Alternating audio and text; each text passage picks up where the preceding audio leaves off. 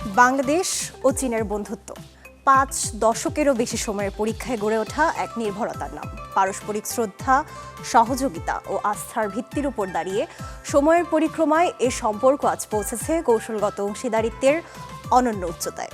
উন্নয়ন, প্রযুক্তি, অর্থনীতি, শিক্ষা ও সংস্কৃতির বহুমাত্রিক গল্প নিয়ে আমাদের নিয়মিত আয়োজন ঢাকা বেইজিং এক্সপ্রেস। চ্যানেল 24 এবং চায়না মিডিয়া গ্রুপ সিএমজির যৌথ প্রযোজনায় আমরা তুলে ধরছি দুই দেশের অগ্রযাত্রা, সম্ভাবনার সব গল্প। আপনাদের সঙ্গে আছি আমি সামিয়া সেহরিস আলম।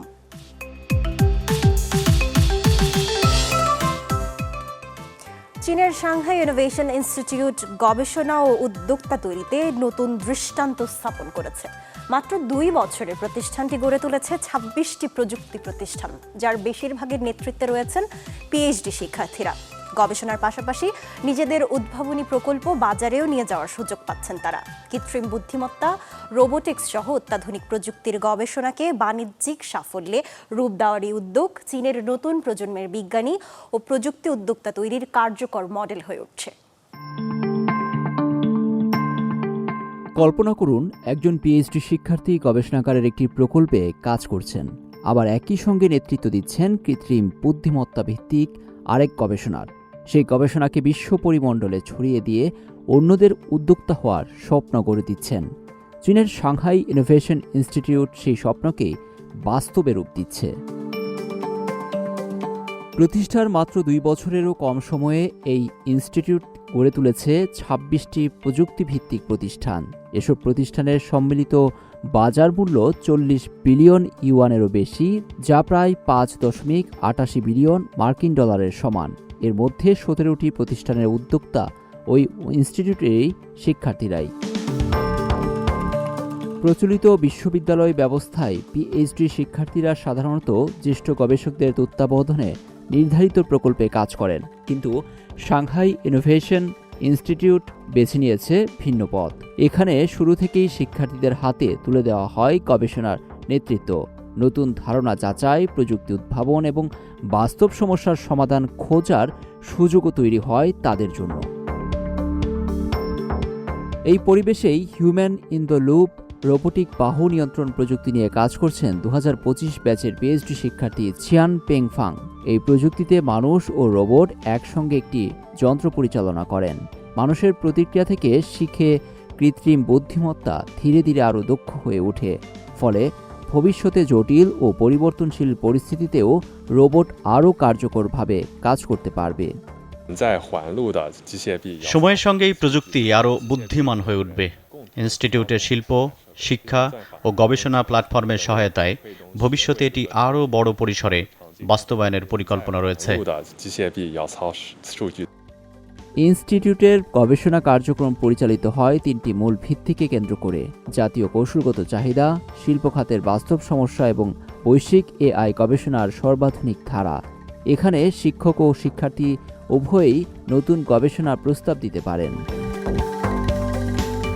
তবে এই উদ্যোগের বিশেষত্ব শুধু গবেষণা নয়, গবেষণাগারে জন্ম নেওয়া ধারণাকে বাণিজ্যিক সাফল্যের রূপ দেওয়ার জন্যও আছে ব্যবস্থা। আমাদের লক্ষ্য শিক্ষার্থীদের গবেষণার বাজার মূল্য তৈরিতে সহায়তা করা। কোর্স, নীতিগত সহায়তা, প্রযুক্তি প্রতিষ্ঠানের সহযোগিতা এবং বিনিয়োগকারীদের সংযোগের মাধ্যমে আমরা তাদের পাশে থাকি। ইতোমধ্যে 26টি প্রযুক্তি প্রতিষ্ঠান গড়ে উঠেছে, যার 17টি আমাদের শিক্ষার্থীদের হাতে গড়া।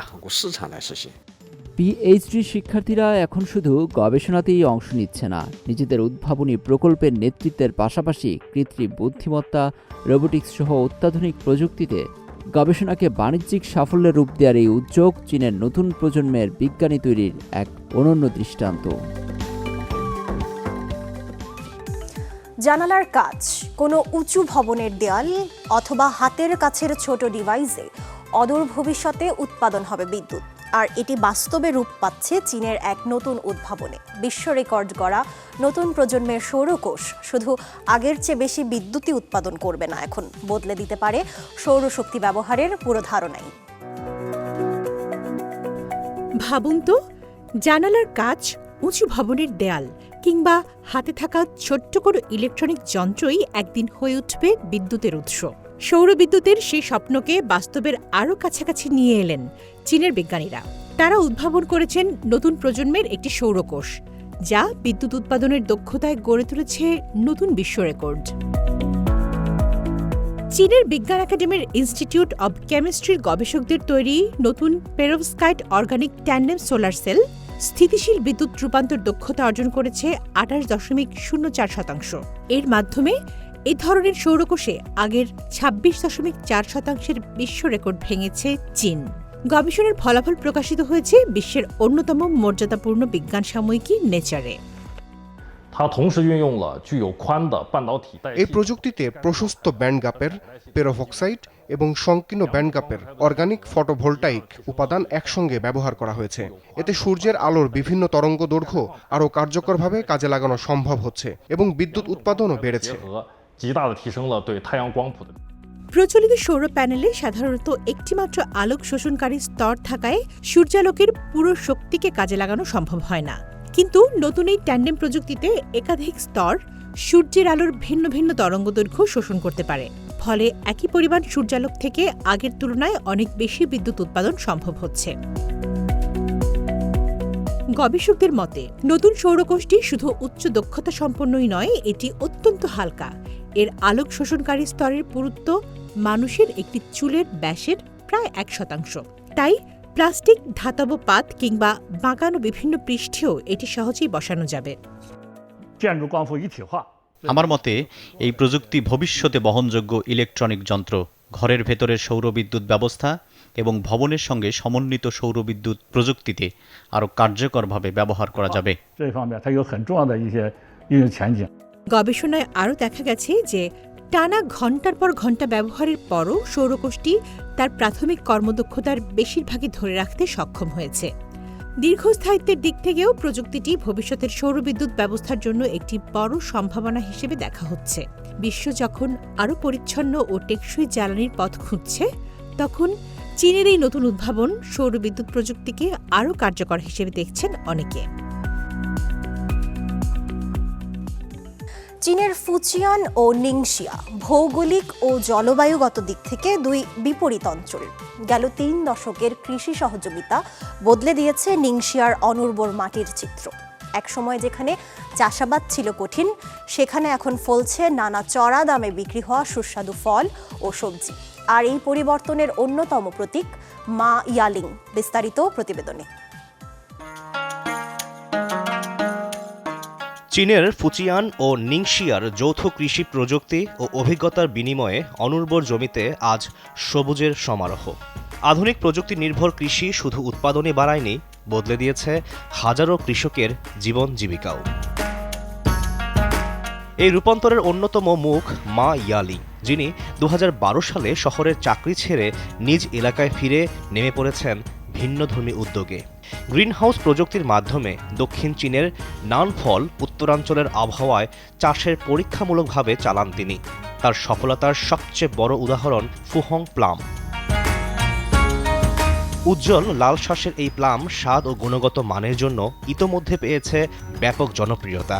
মাত্র 1 সপ্তাহেই প্রায় 1000 কেজি ফল সংগ্রহ করা যায়। স্থানীয় বাজারের পাশাপাশি ফুচিয়ানেও বেড়েছে এর চাহিদা। এখানকার দিনরাতের তাপমাত্রার পার্থক্য এবং দীর্ঘ সময়ের সূর্যালোক আমাদের ফলকে বিশেষ মান দিয়েছে। তাই ফুচিয়ানেও এই প্লামের চাহিদা অনেক বেড়েছে। মা ইয়ালিংয়ের নেতৃত্বে 6টি গ্রিনহাউসে 30টিরও বেশি জাতের ফল ও সবজির চাষ শুরু হয়। তার এই সাফল্যে অনুপ্রাণিত হয়ে এখন 60টিরও বেশি পরিবার আধুনিক কৃষির সঙ্গে যুক্ত হয়েছে। আমি কৃষি নিয়ে পড়াশোনা করছি, তাই শেখা বিষয়গুলো বাস্তবে কাজে লাগাতে চাই। পাশাপাশি নিজের এলাকার উন্নয়নে অবদান রাখারও ইচ্ছা রয়েছে। ফুচিয়ান ও নিংশিয়ার এই সাফল্যের গল্প কেবল কৃষি উন্নয়নের নয়, এটি সহযোগিতা, প্রযুক্তি এবং উদ্ভাবনের শক্তিরও প্রতিচ্ছবি। মানুষের দৈনন্দিন জীবন ও শিল্পক্ষেত্রে ব্যবহারযোগ্য এমবেডেড এআই প্রযুক্তি বিকাশে কাজ করছেন চীনা উদ্যোক্তা ও গবেষক চাং চেংথাও। তার প্রতিষ্ঠানের সবচেয়ে আলোচিত উদ্ভাবন হলো একটি রোবট ব্যান্ড, যেখানে ড্রাম, গিটার ও কিবোর্ড বাজানো রোবটগুলো নির্ভুল ও সমন্বিতভাবে পারফর্ম করতে পারে। একই প্রযুক্তি এখন জুতা তৈরি সহ সূক্ষ্ম শিল্প উৎপাদনে ব্যবহৃত হচ্ছে। যেখানে মানব কর্মীদের আচরণ পর্যবেক্ষণ করে কাজ শিখছে রোবট।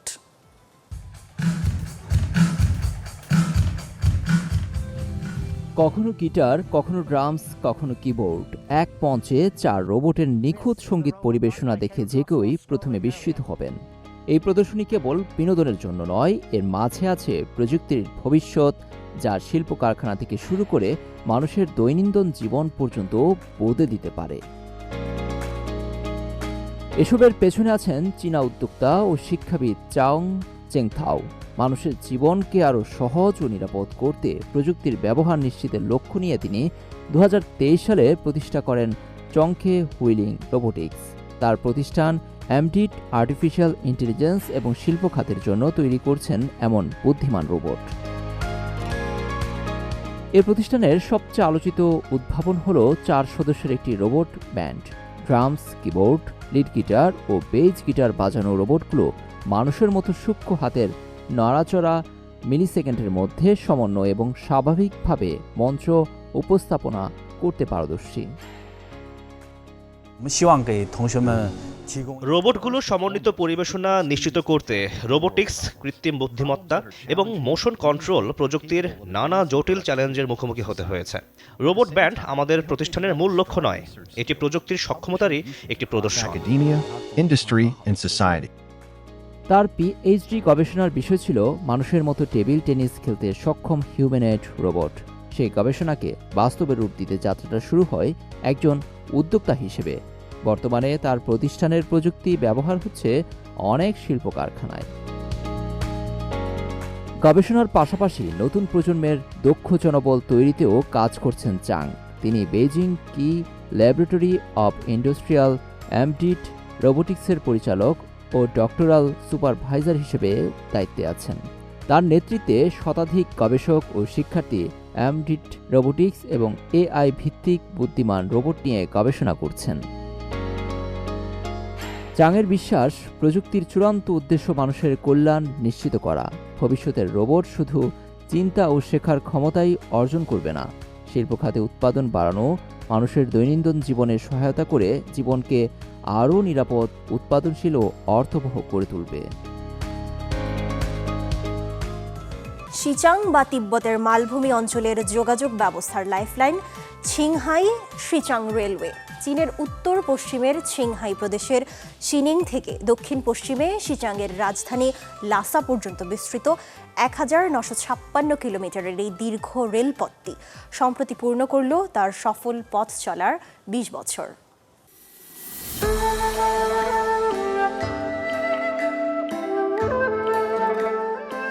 শিচাং বা তিব্বতের মালভূমি অঞ্চলের যোগাযোগ ব্যবস্থার লাইফলাইন ছিংহাই শিচাং রেলওয়ে।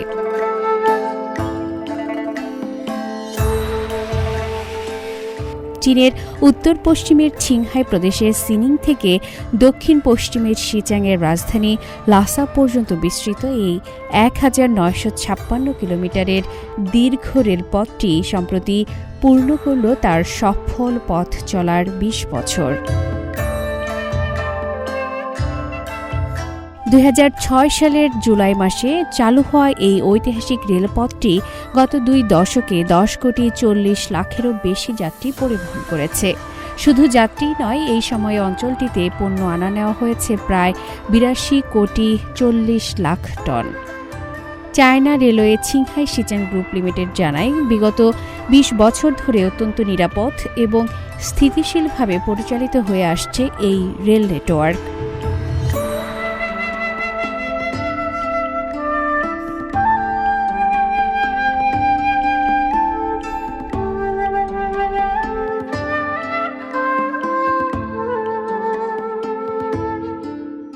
রেল সেবার এই আধুনিকায়নের ফলে মালভূমি অঞ্চলের মানুষের জীবনযাত্রায় এসেছে ব্যাপক পরিবর্তন।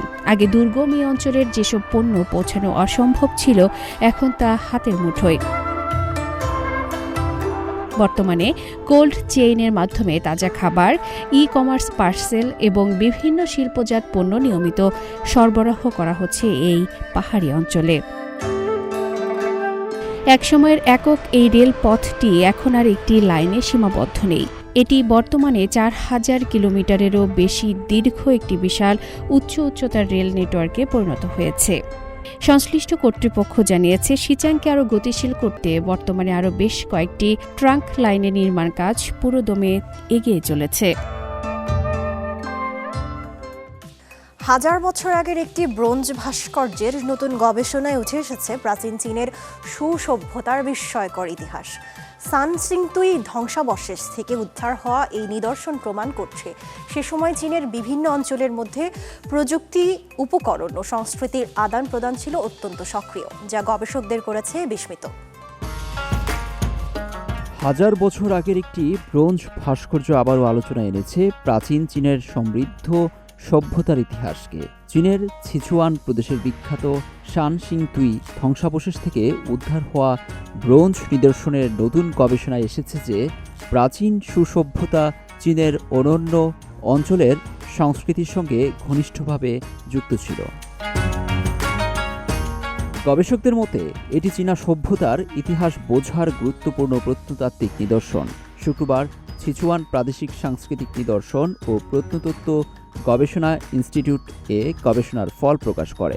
গবেষণার কেন্দ্র ছিল সানসিংতুইয়ের একটি বলিদান গর্ত থেকে উদ্ধার হওয়া হাঁটু গেড়ে বসা একটি ব্রোঞ্জ মানব মূর্তি, যার মাথায় বসানো আছে একটি ব্রোঞ্জ পাত্র। গবেষণায় দেখা গেছে যে এই ভাস্কর্যের অনেক অংশে আলাদাভাবে ঢালাই করে পরে একত্রিত করা হয়েছিল। গবেষকরা ধাতব বিশ্লেষণ করে জেনেছেন যে ব্রোঞ্জের পাত্রটি সম্ভবত চীনের মধ্য সমভূমি অঞ্চলে তৈরি হয়েছিল, আর মানব মূর্তি এর অলঙ্কারের অংশ নির্মিত হয়েছিল সানসিংতুইতেই। এসব তথ্য প্রমাণ করে যে সে সময় বিভিন্ন অঞ্চলের মধ্যে প্রযুক্তি, উপকরণ ও সংস্কৃতির আদান প্রদান ছিল বেশ সক্রিয়। বিভিন্ন অঞ্চলের উপকরণ ও নির্মাণ শৈলীর এই সংমিশ্রণ শুধু একটি শিল্পকর্মই তৈরি করেনি, বরং বহু আঞ্চলিক সংস্কৃতির পারস্পরিক বিনিময় ও সংহতির সাক্ষ্য বহন করছে। আর এভাবেই নানা সংস্কৃতির সমন্বয়ে গড়ে উঠেছিল প্রাচীন চীনা সভ্যতার ঐতিহ্য। গবেষণায় আরও দেখা যায় সানসিংতুইয়ের এই ব্রোঞ্জ নিদর্শনে আলাদা অংশ তৈরি করে পরে জোড়া লাগানোর প্রযুক্তি ব্যবহার করা হয়েছিল। অন্যদিকে মধ্য সমভূমির বিখ্যাত ব্রোঞ্জ পাত্র হৌ মো ইউ থিং তৈরি হয়েছিল ঢালাইয়ে। এই পার্থক্য দুই অঞ্চলের স্বতন্ত্র প্রযুক্তিগত ঐতিহ্যের পরিচয় বহন করে। ছেংটু থেকে প্রায় 40 কিলোমিটার দূরে খোয়াংহান শহরে অবস্থিত সানসিংতুই ধ্বংসাবশেষ প্রায় 3000 থেকে 4500 বছর আগের প্রাচীন সুরাজ্যের নিদর্শন। 1986 সালে এখানে 2টি এবং 1921 সালে আরও 6টি বলিদান গর্তের সন্ধান মেলে। এখানকার রহস্যময় ও নান্দনিক ব্রোঞ্জ নিদর্শন আজও গবেষকদের বিস্মিত করেছে। ঢাকা বেইজিং এক্সপ্রেস আজ এ পর্যন্ত। চীন ও বাংলাদেশের দ্বিপাক্ষিক সম্পর্ক এবং নানা ঘটনা প্রবাহ নিয়ে আবার দেখা হবে পরবর্তী পর্বে, একই দিনে একই সময়ে চ্যানেল 24 এর পর্দায়। এতক্ষণ সাথে থাকার জন্য ধন্যবাদ সবাইকে। শুভরাত্রি।